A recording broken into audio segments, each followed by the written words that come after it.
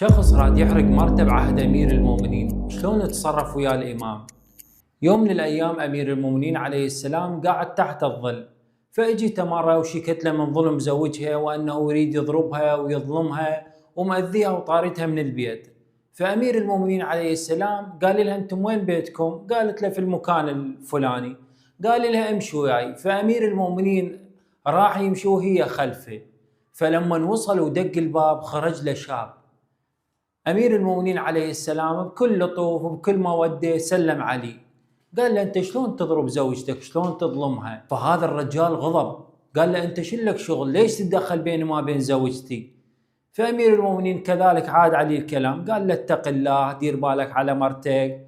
كذلك هذا ما فاد وياه وقام يصرخ بأمير المؤمنين وقال له أنت بسبب كلامك راح أحرق مرتي. وبسبب المشاجرة اللي صارت بيناتهم الناس التموا. فلما شافوا أمير المؤمنين قالوا لهذا الشاب، قالوا له أنت إيش جاي تسوي؟ تدري أنه هذا الشخص خليفة المسلمين، هذا قاتل الفاسقين والجبابرة. فالشاب لما سمع هذا الكلام طلب من أمير المؤمنين العفو، قال له يا أمير المؤمنين أنا راح أصير تراب جوا إيد مرتي. لذلك أمير المؤمنين عليه السلام إيش قال لهاي المرأة؟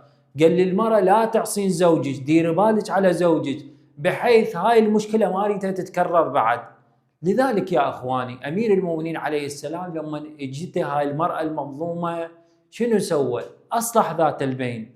في الحديث الوارد أن إصلاح ذات البين أفضل من عامة الصلاة والصيام.